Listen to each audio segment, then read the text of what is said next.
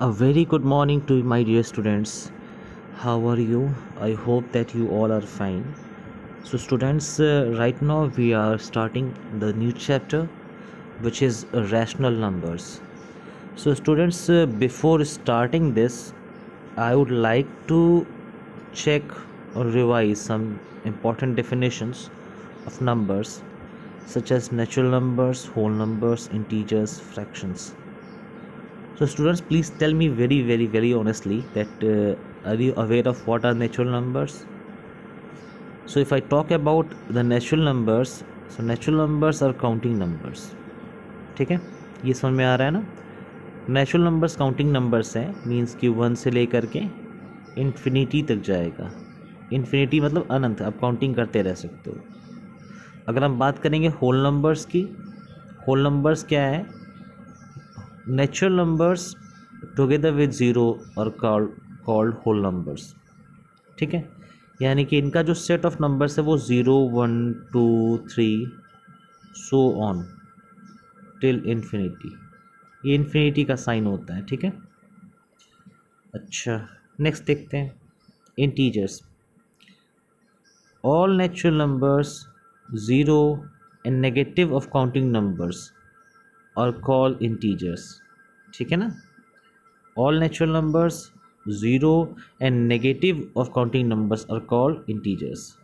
देखो कैसे, negative of counting numbers यानी कि काउंटिंग नंबर के पहले माइनस साइन लगा रहेगा, जैसे -5 -4 -3 -2 -1 0 1 2 3 4 एट्सेट्रा. ठीक है, 1 2 3 4 5 6 are all positive integers. -1 -2 -3 -4 -5 -6 are all negative integers. ये सारे के सारे negative integers हैं. 0 is an integer which is neither positive nor negative. ठीक है, clearly a positive integer is the same as natural number. Clearly a positive integer is the same as a natural number. Clear? Now the next is fractions. So the numbers of the form a by b, where a and b are natural numbers, are called fractions. Clear? The numbers of the form a by b, where a and b are natural numbers,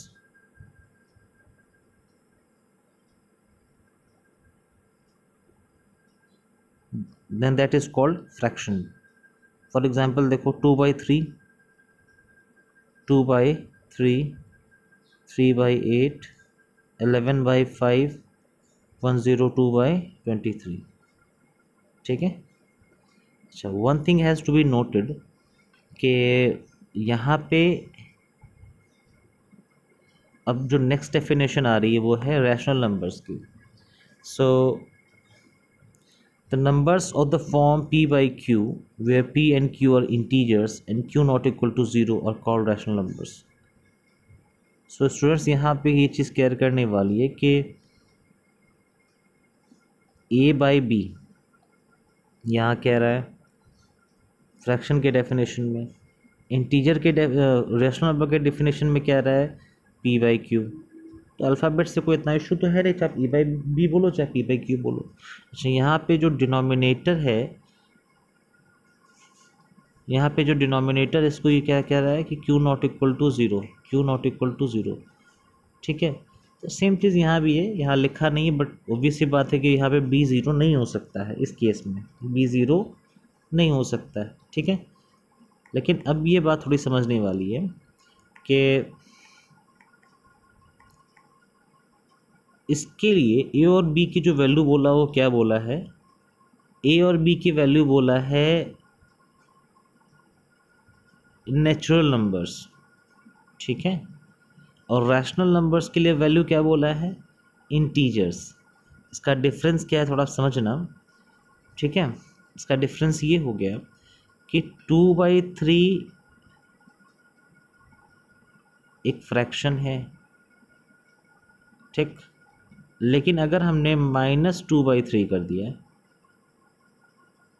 तो ये क्या है, rational number है.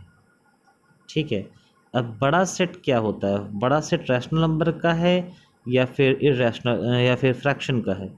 तो बच्चों बड़ा set rational number का होता है। ये सेट वगैरह क्या होता है ये भी मैं बताऊंगा आपको, फिलहाल बस डेफिनेशन से मतलब रखो एज इफ़ नाउ। ठीक है, अभी तो आप 7th में हो, देन ये 8th में भी है, देन ये 9th में भी है, देन ये 10th में आई गेस है कि नहीं है, बट 7th 8th 9th तो है ही है। ठीक है, क्लियर? Okay fine. तो अभी ये याद रखना है फ्रैक्शन के लिए ए बाई बी होगा और यहाँ पे होगा ए बी, वैल्यू क्या लेगा? नेचुरल नंबर्स की।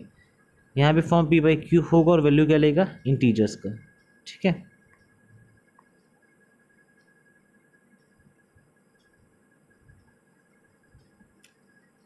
examples of rational numbers. Each of the numbers 3 upon minus 4 minus 6 by 17 minus 8 by minus 3 2 by 5 is a rational number. ये सारे के सारे रैशनल नंबर हैं। ठीक है, ज़ीरो एक रैशनल नंबर है। क्यों ऐसा क्यों है? क्योंकि ज़ीरो को हम लोग लिख सकते हैं 0/1, यानी p upon q, where q not equal to 0। Pattern set हो रहा है ना? ठीक है, which is the quotient of two integers with a non zero denominator.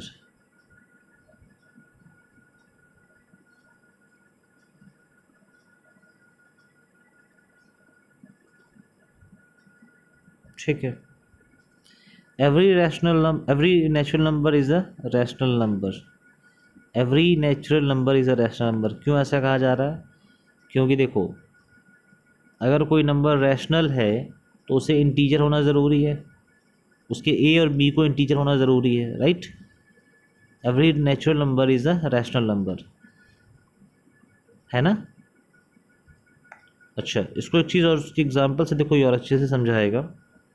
मान लो ये रैशनल नंबर 1, ये नेचुरल नंबर 1 है, नेचुरल नंबर 2 है, नेचुरल नंबर 3 है, नेचुरल नंबर 4 है।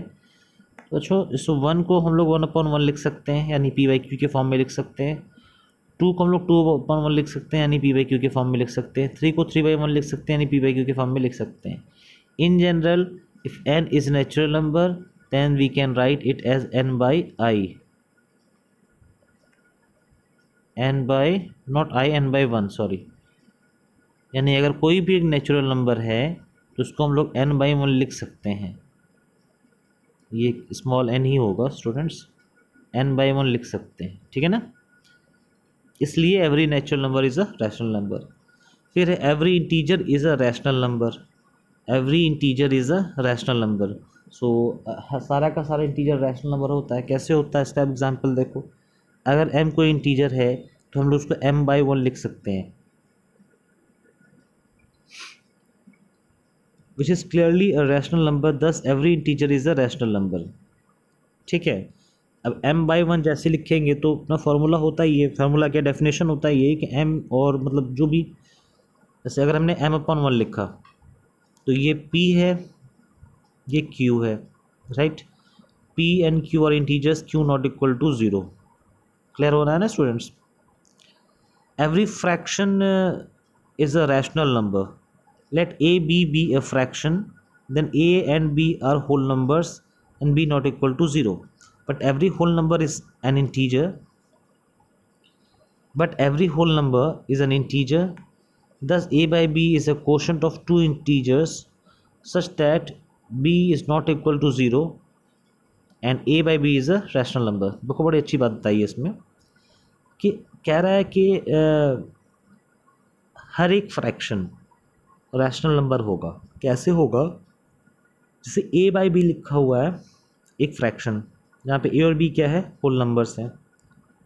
ठीक है, तो ये बात समझने की है कि फ्रैक्शन के डेफिनेशन में ए बाई बी को क्या ले लिया है? होल नंबर्स ले लिया है। ठीक है, अब बी नॉट इक्वल टू 0 है। अच्छा, एक चीज़ ये भी मालूम है कि सारे के सारे होल नंबर क्या होते हैं? इंटीजर होते ही होते हैं। तो यहाँ पे जो होल नंबर का है इसकी जगह हम लोग इंटीजर भी लिख सकते हैं समझाने के लिए।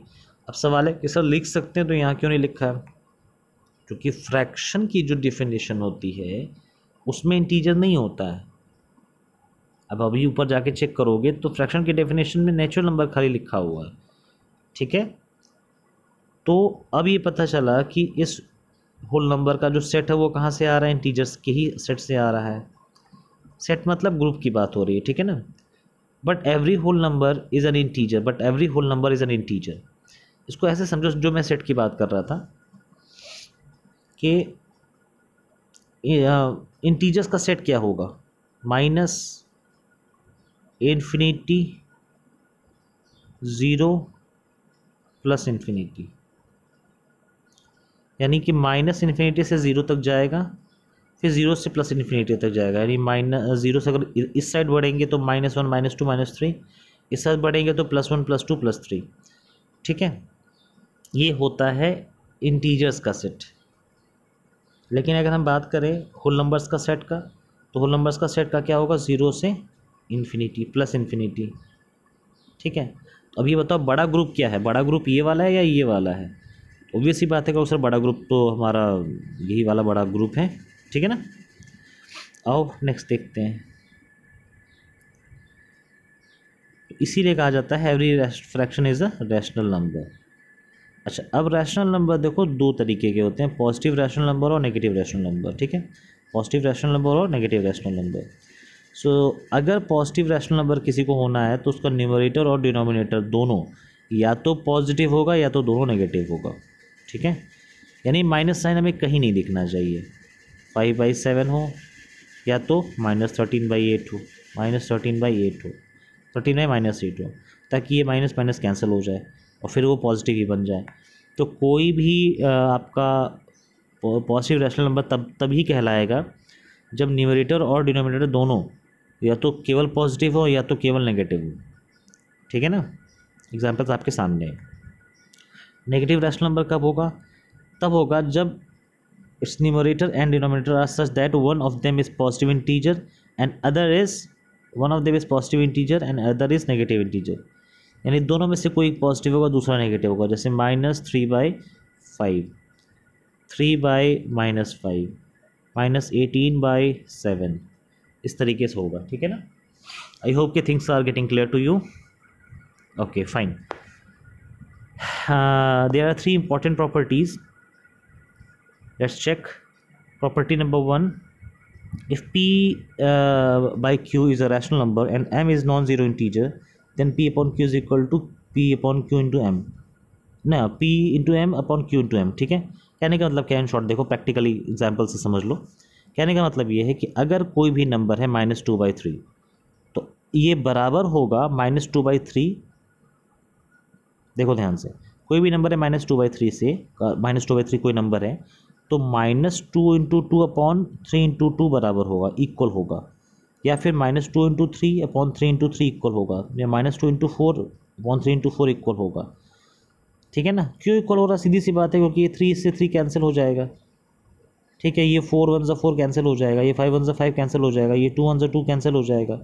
एट लास्ट बच क्या रहा है, जो हमारा given original fraction rational number दिया हुआ है वही तो बच रहा है ना।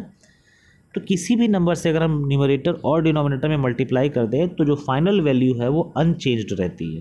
ठीक है, तो अब ये पता चला कि सबको अगर हम एक बार लिखें सॉल्व करके तो -2/3, फिर ये सेकंड वाला क्या हो गया -4/6, थर्ड वाला -6/9, फिर फोर्थ में जो था वो है -8/12, फिफ्थ में है वो है -10/15 एंड सो ऑन।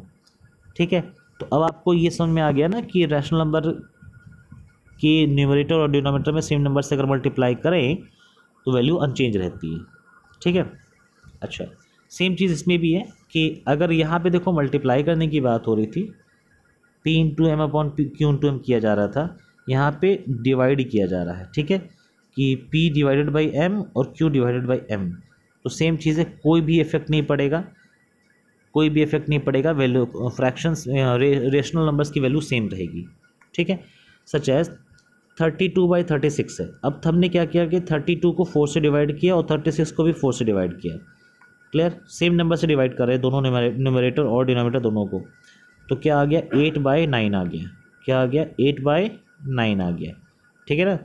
तो HCF of 32 and 36 is 4, HCF of 32 and 36 is 4, ये मतलब बता रहा है कि HCF है 32 36 का 4।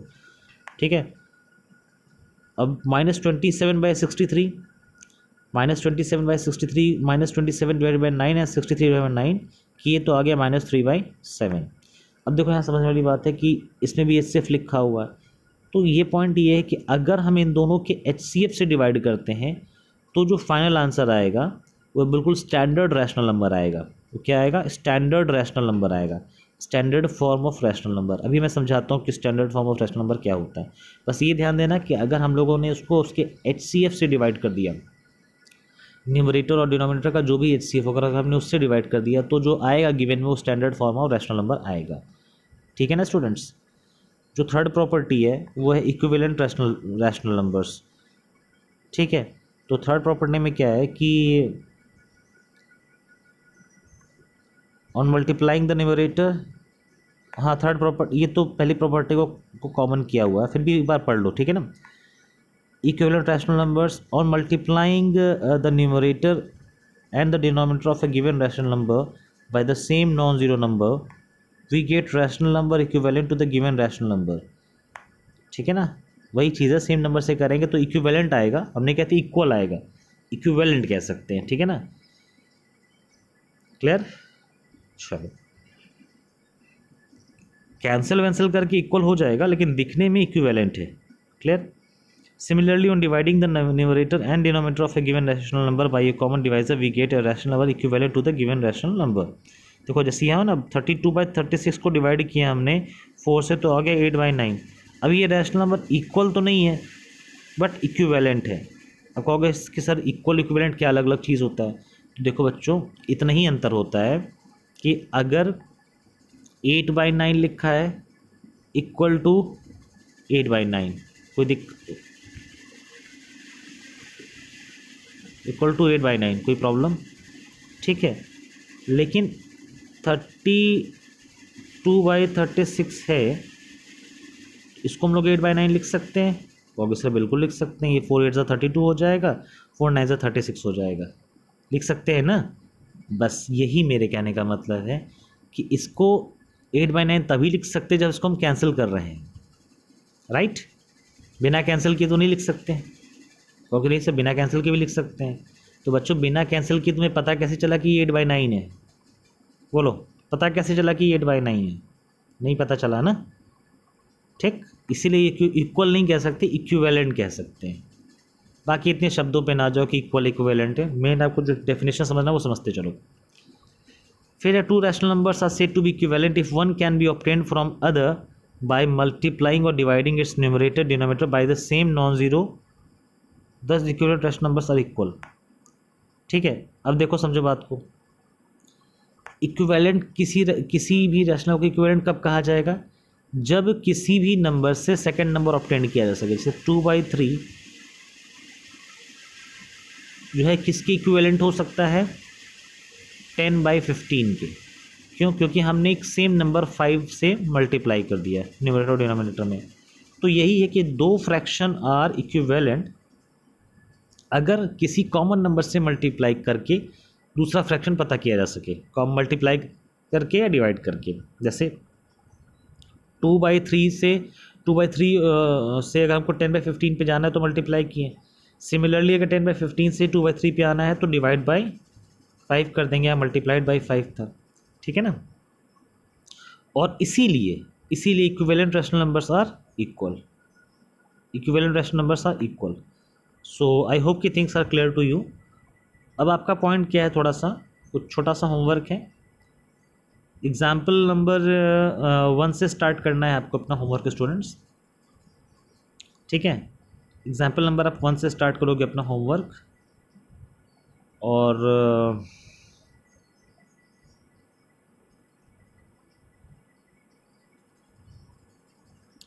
वेट अ मिनट, देख लो कितना दूर तक जाना है इसमें।